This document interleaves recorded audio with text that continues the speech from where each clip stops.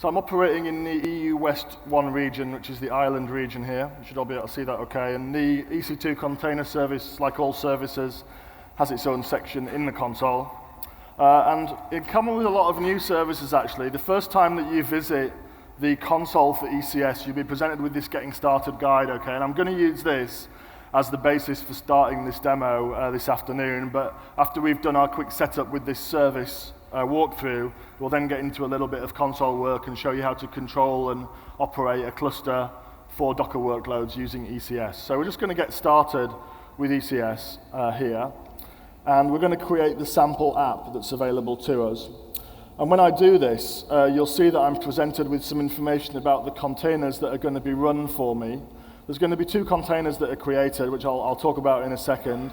You can see them here in the builder, but you can also examine the JSON that defines the 2 containers that we're going to be executing on the cluster here. And in a second, I'll show you a couple of slides which explain precisely what that is, okay? But for the time being, we're just going to create our cluster. We're going to have 3 tasks, so 3 instances of our container coupler. And we're going to put those behind a load balancer, behind an elastic load balancer. So reasonably recently announced integration with the ELB in this service. So you can use our elastic load balancing service to balance traffic across a cluster of Docker instances. Let's have 6 instances to map our 3 tasks. And we're going to assign some predefined instance roles down here so you can control access to the ECS control plane, and also assign specific service roles to your ECS nodes using IAM, I guess a service that a lot of you will be familiar with. So we've kicked off something there that's going to happen in the background while I just talk to you quickly about what we've done there and what ECS is. Okay, so this is a CloudFormation template that's going to create our demo cluster. While that happens, let's just talk a little bit about terminology, because you probably saw a few things on the screen there that were a little bit new.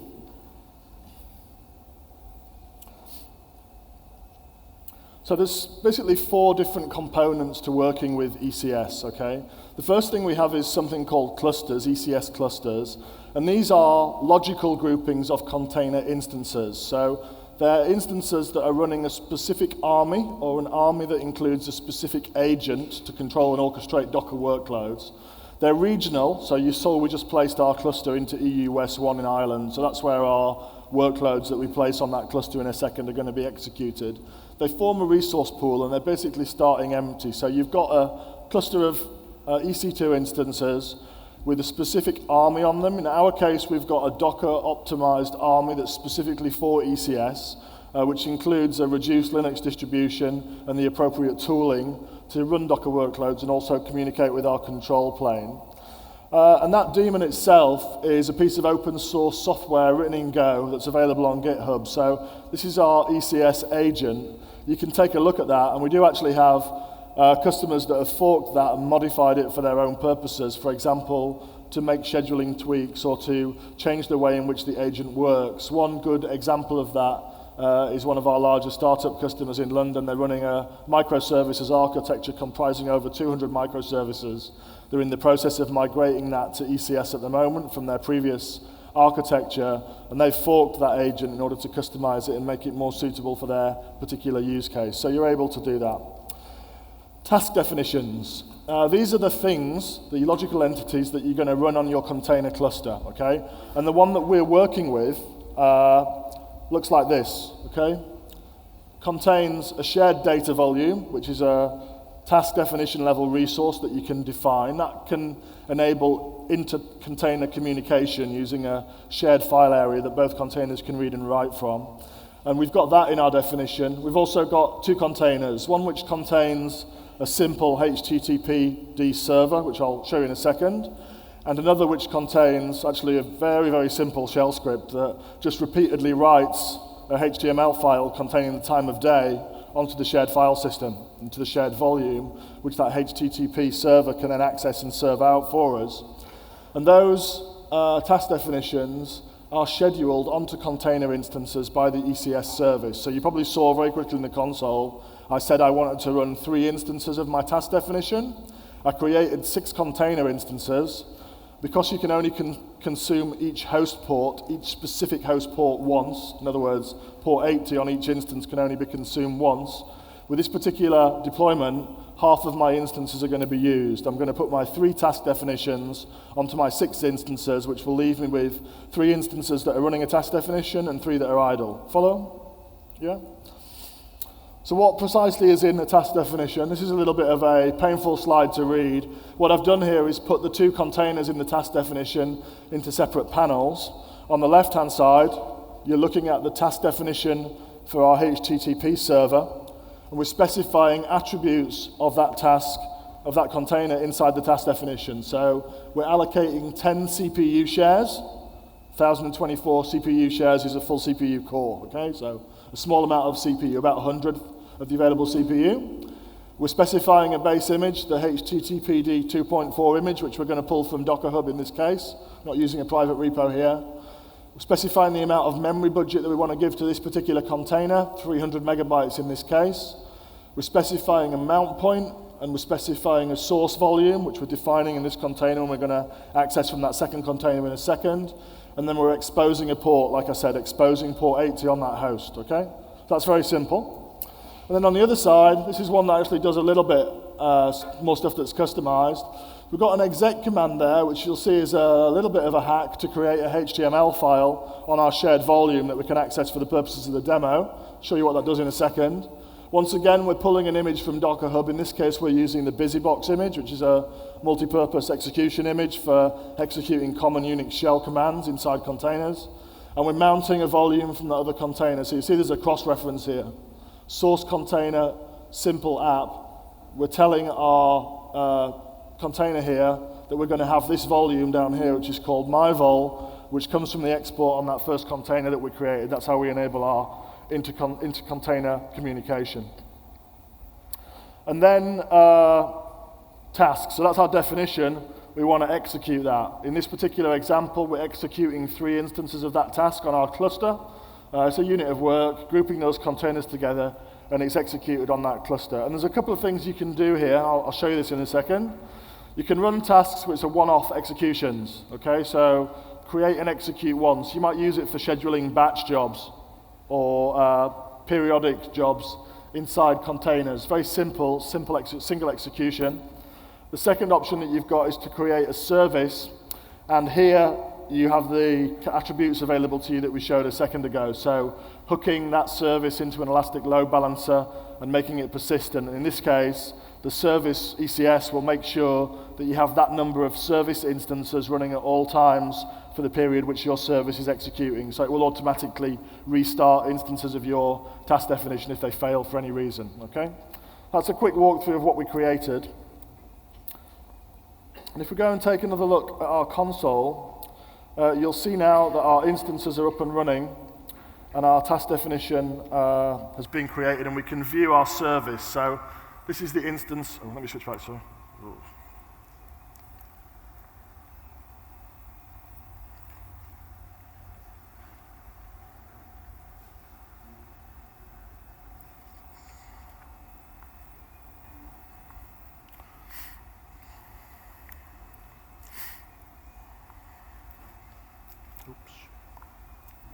So this is our sample web app service that we created a second ago using that walkthrough process.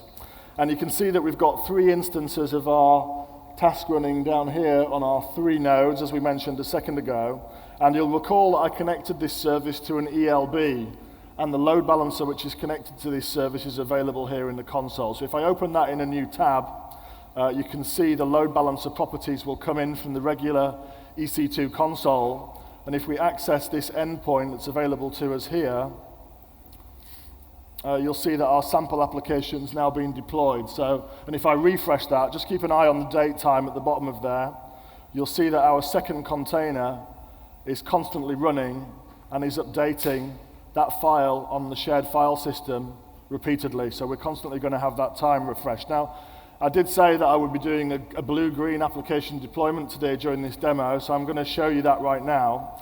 And in order to do that, we're going to need to modify one of our running containers, okay? We want to modify that BusyBox container that is repeatedly creating that file for us. And we'll show you deployment of that modified container. So to do that, we can jump into our task definitions. This is that sample app task definition that we created.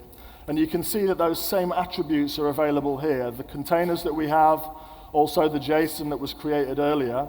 And I want to create a new revision of this. Here you can see that we've got version 10 of that task definition that's currently active. I had a few experiments with this process last week, actually, so you can see I've already run up my version number a little bit. I'm going to create a new version by updating this service. Just go back. When I create that new revision, I want to modify my BusyBox, okay? Because I did say that I wanted to do a blue-green application deployment. So what I really want to do here is turn the background of my app blue, right? So that I've got my blue deployment.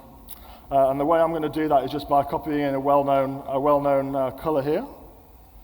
And I'm going to modify the background color in my HTML file. Just take a second. So you can see what's being created here is a very simple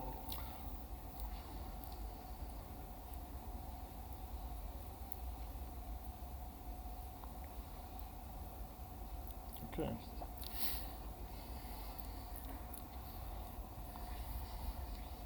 So I've now got an 11th version of my application, 11th version of my container specifications, and I can run this as a task, okay? So I'm going to create a single instance of this new derivative of my app that's going to run out on one of the nodes of my cluster, okay? So I just initiated that. You can see that my new container spec has gone into the pending state down here. I've got a 4th node available, so I can create that additional version of my application, and it's just been spun up at the moment and rolled out onto that last available node. And there we are. You can see it just takes a few seconds to start a new version of your app and to put that into production. And this particular instance of it is obviously only running on one of my container instances. And I can take a look at that here. It's on this specific EC2 instance, so I can see my placement. And once again, if I jump into the EC2 management console, I can get the public DNS endpoint for that new instance that I've created. I can hit that endpoint, and you can see that I've now got a blue version of my application which is running. So I created a new container couplet there, the 2 containers together, and I redeployed that into my environment in just a few seconds. So consider that a test, okay? We've only got one instance of that running. It's very quick, but it's running in task mode, so it's not integrated with that elastic load balancer, correct? Okay? Now, I said I'd do blue and green. So what I'm going to do now is create another version of my app, which is going to have a green background. And this version of my application, I'm actually going to roll and deploy. I'm going to deploy it, and then I'm going to deregister the previous version of my app, take that black copy out of service, and put blue into production on the endpoint of my elastic load balancer, okay? So let's go back into our task definition. I'm going to work off this revision. I'm going to create a new revision here. I'm going to modify my BusyBox container again.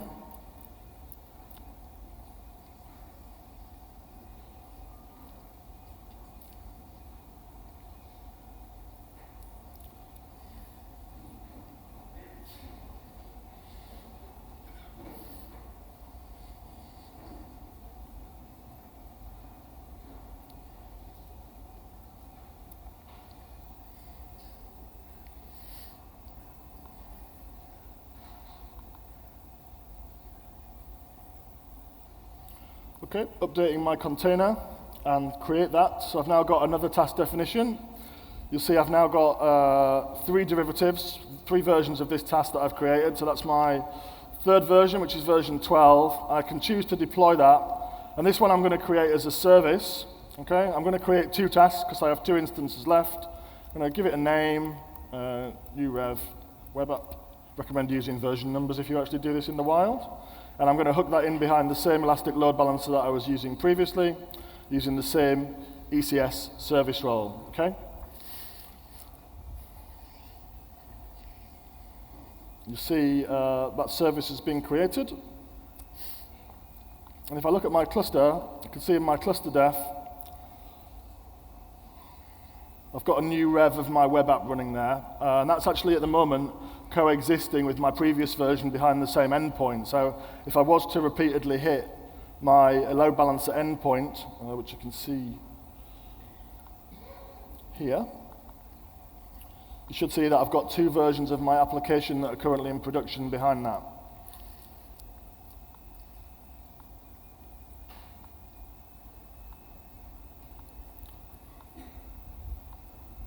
Okay,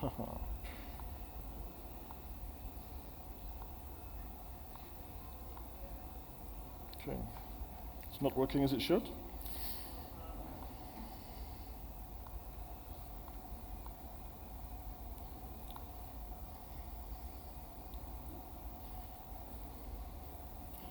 Oh, not in service. My instances are not registered.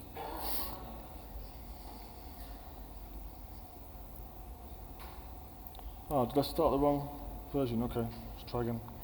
So relaunch that task definition again. That didn't work for some reason.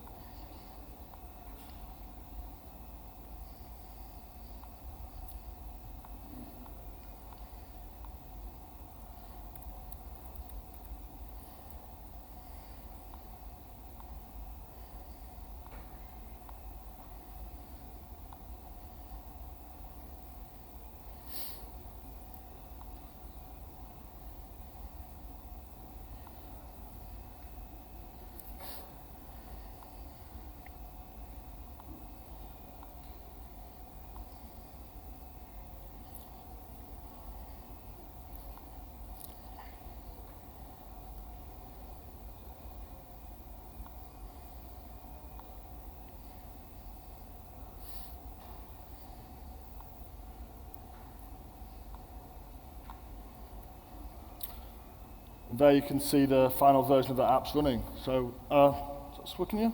Yeah.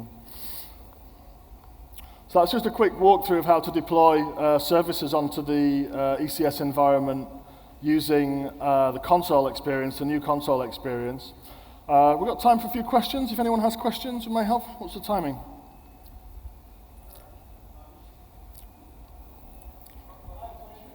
Yeah, go ahead.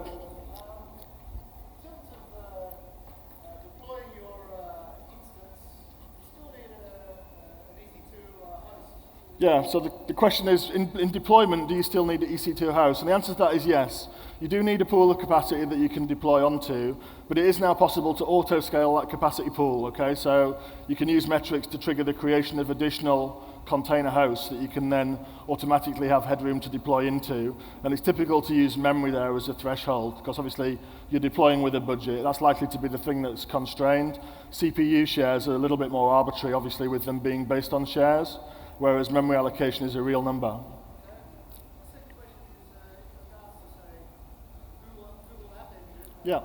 They have some additional features which I'm wondering how Amazon positions against. Okay, so the question is about a comparison against Google. I'm not actually that familiar with the Google service, so maybe we can take that offline afterwards. Okay. Oh, for scheduling, you mean? Scheduling, like setting up, say, pipelines for container instances. Okay, so there's a couple of different options there. One thing that we've seen quite a lot of customers do is use their own custom orchestration around our service, okay? So obviously the creation of container instances themselves is something that can be controlled and orchestrated via the EC2 API. Creating a container instance and registering it into a cluster is a simple matter of using an army and some user data to inject a config file onto the host, which will cause it to be registered by talking to the ECS endpoint. So that's something that's very simple to orchestrate. The scheduling, what we've tried to do with the scheduling model here is create something that is pluggable, okay? We have our two schedulers for services, long running, and tasks, short running or one-off services. But we've seen quite a few customers have built their own scheduling framework on top of our system. There's one customer up in London called Halo Cabs, which is a very large AWS user and has spoken at quite a few of our events about this. They've created a scheduler that is integrated into their CI/CD framework. So when a developer wishes to push a deployment live, that will essentially create container instances and deploy task definitions onto those containers in a way which is entirely orchestrated and governed by the individual developer that's doing that. Okay, we've also got demonstrations of the Mesos Marathon scheduler and of other short-term schedulers running as well. So there's quite a few different scheduler options that you can take advantage of, and we think it'll actually be quite common for customers to build their own in those upper layers and rely on AWS to operate the underlying substrate, if you want to call it that. Okay, answer your question? Cool. Yeah, please shout up, because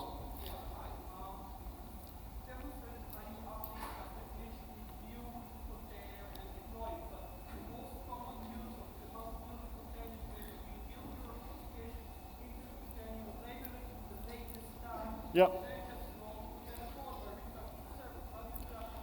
So if you did a service update, which I didn't show you, but if you were to, for example, place your new container in a repo, either a private container hub, like a private Docker Hub repo, or into a public repo, you can then update the service and recreate the service with the new container image at that point. So that service update would enable you to do that rollover, okay? And that will be retaking the container from the source. We are here obviously injecting parameters into our container at runtime by tweaking the entry point for the container or specifying different commands. You don't necessarily have to do it that way. It's just quite a good visual demo to do it that way. Okay? Make sense? There's one question at the back, but you are really going to have to yell at me, okay?